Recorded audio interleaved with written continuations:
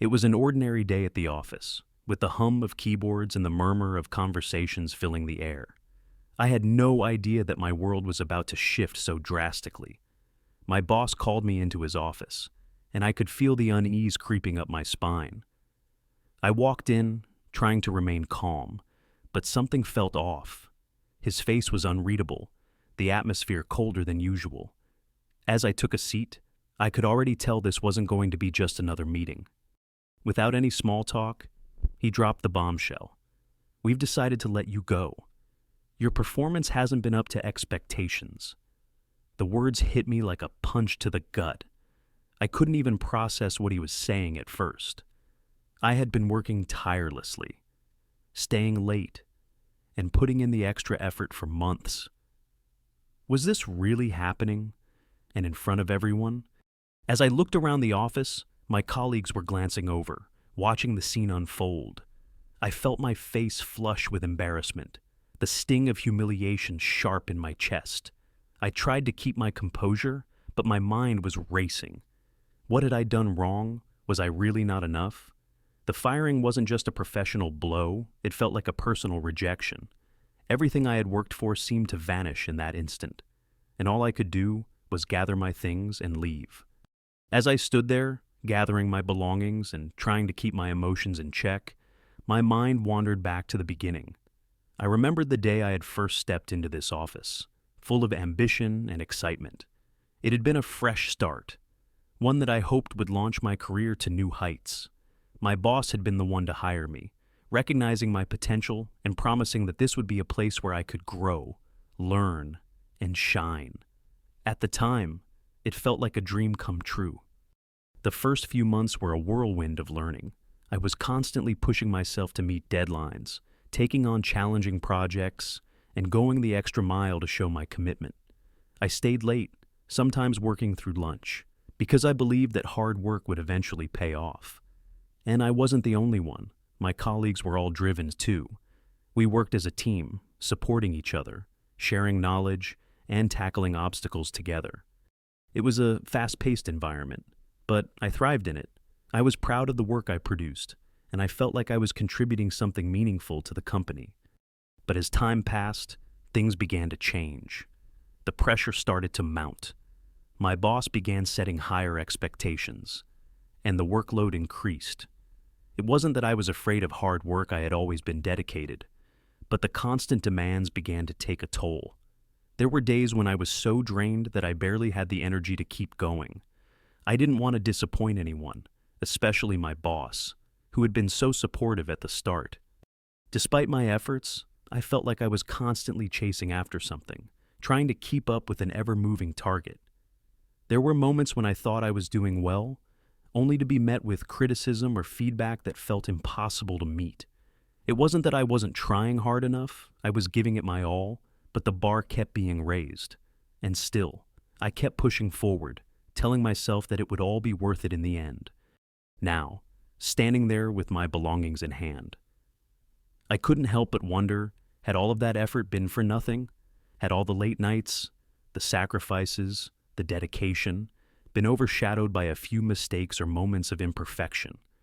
I tried to make sense of it, but the truth was that the decision had been made, and I was left to face the consequences. The doubt crept in again. Was it really my fault? The minutes after I walked out of the office felt like an eternity.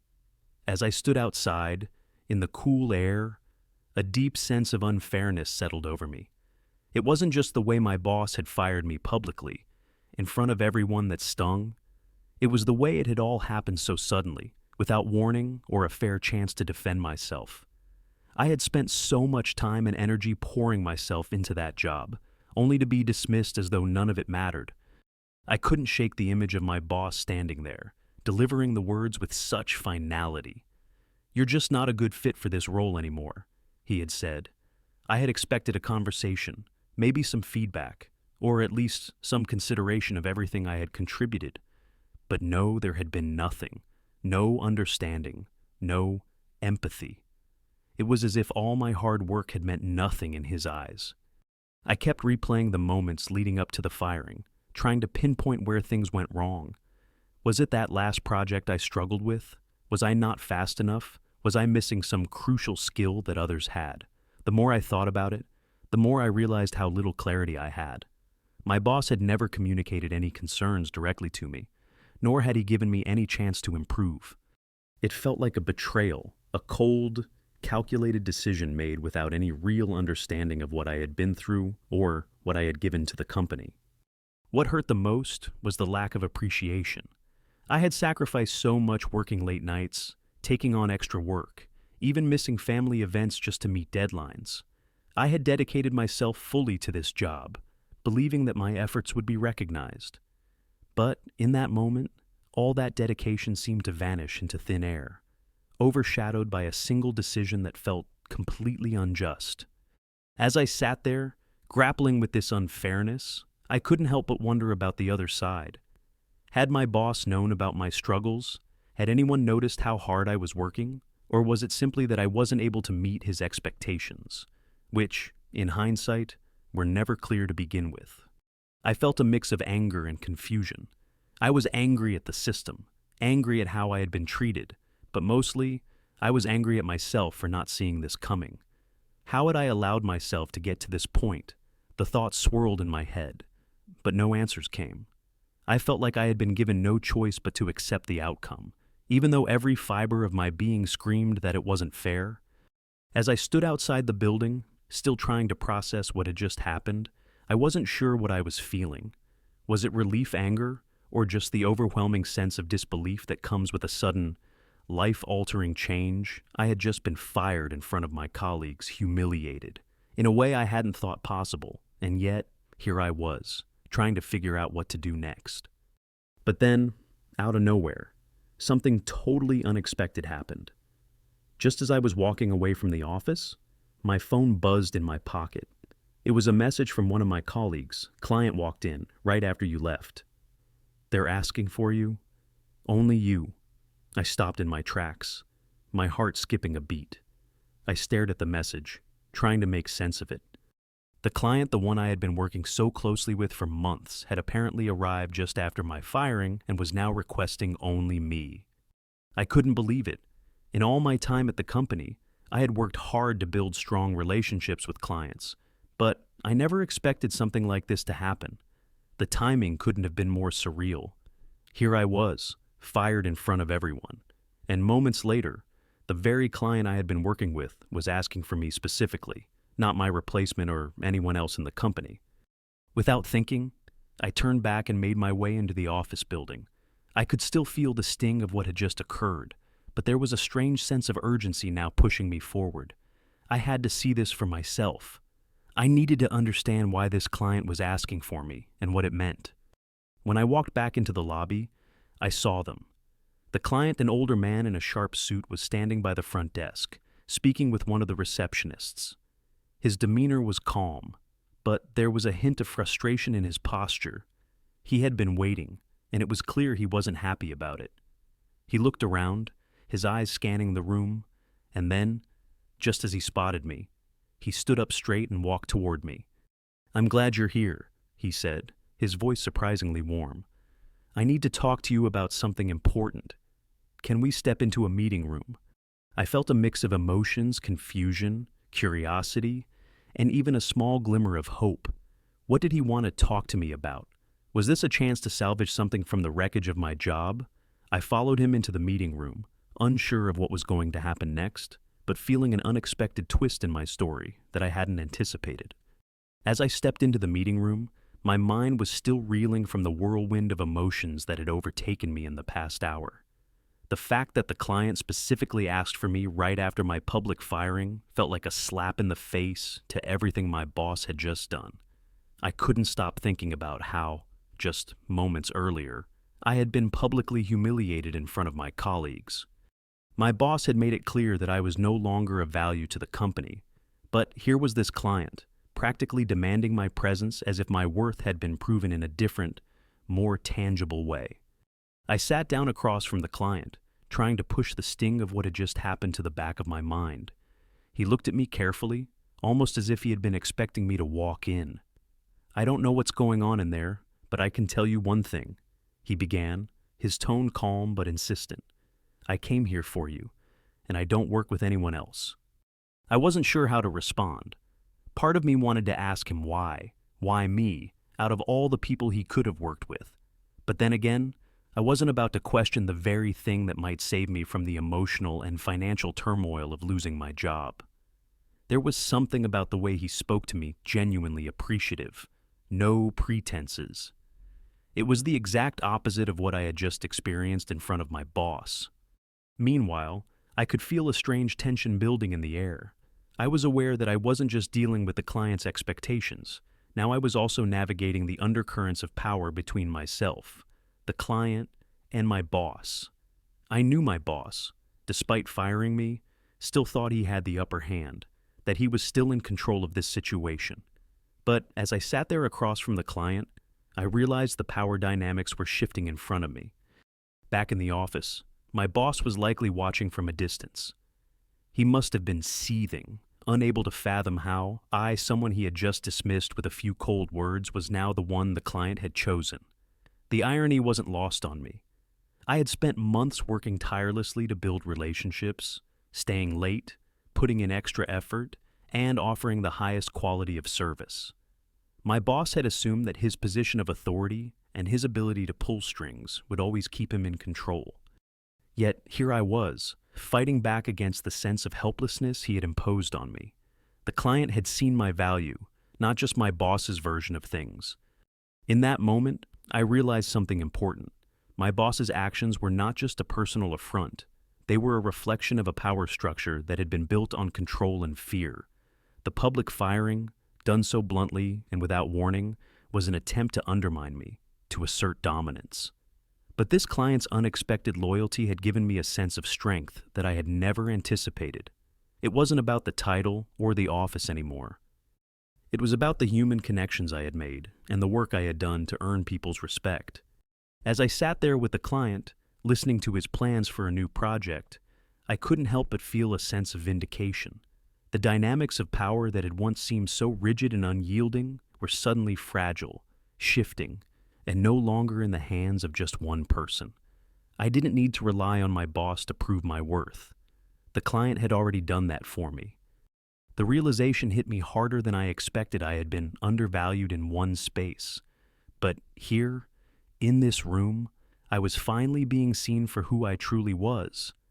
And in a strange twist of fate, my boss's attempt to put me down had only served to push me towards something greater.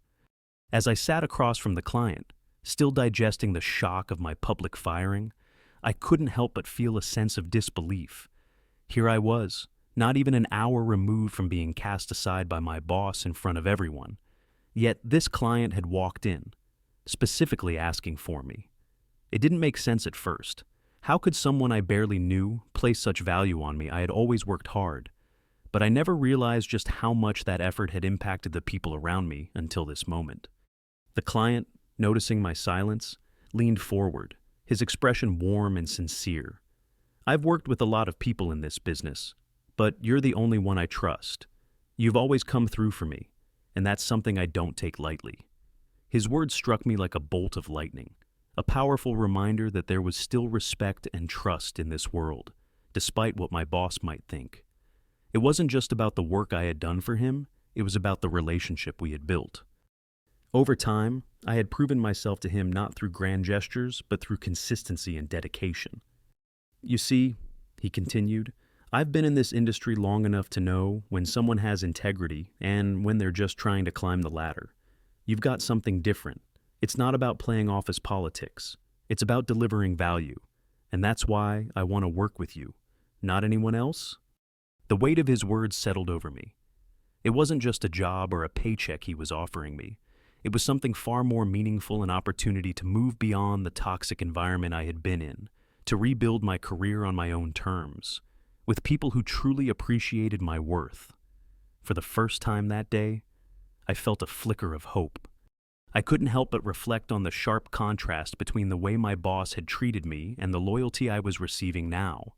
My boss had viewed me as disposable, a tool to be used until I no longer fit his needs. But this client saw me for what I had been all along, a hard-working, dedicated individual who brought value to the table. It was a stark reminder of how easily people can become caught up in their own power games and forget what truly matters: trust, integrity, and loyalty. As the client spoke, I realized that this moment, this unexpected turn of events, was a sign. It wasn't just about the work I had done or the professional relationship I had nurtured. It was a wake-up call for me to recognize my own worth and to stop depending on someone else's validation. I didn't need to stay in a place where I was undervalued, and I didn't need to give my power away to someone who only saw me as an employee, not as a person.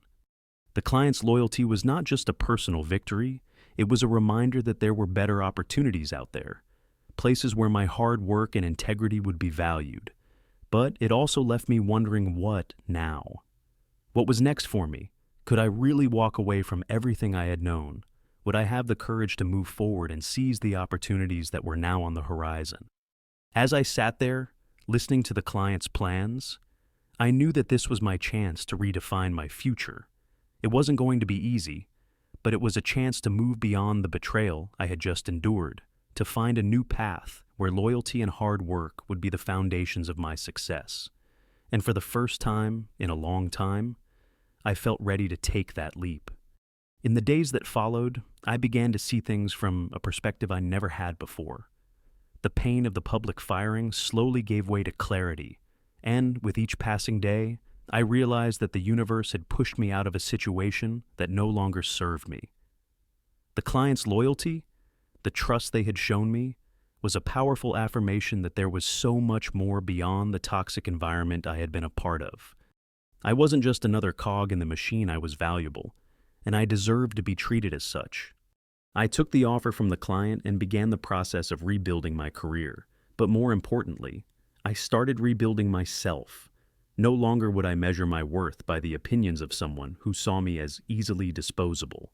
I had learned the hard way that my value wasn't tied to any one job or person, but to my skills, integrity, and the relationships I had nurtured over time.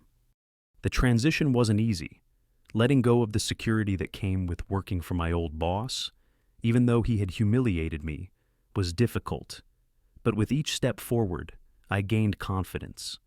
I embraced the change, no longer holding on to the past. I knew it was time to grow, to move beyond the limits that had been set for me, and to forge a new path that was mine to define. It wasn't just about the professional opportunities that came next. It was about my personal growth. I had been knocked down, but I had also risen again, stronger and more determined. As I settled into this new role, I realized that the firing, as painful as it had opened a door to something much better. In the end, I came to understand that sometimes we have to be pushed out of our comfort zones to discover who we truly are and what we're capable of. This experience taught me that true success isn't just about climbing the corporate ladder, it's about standing tall, no matter what life throws your way. Moving forward, I embraced change, knowing that each challenge was simply a stepping stone to something greater.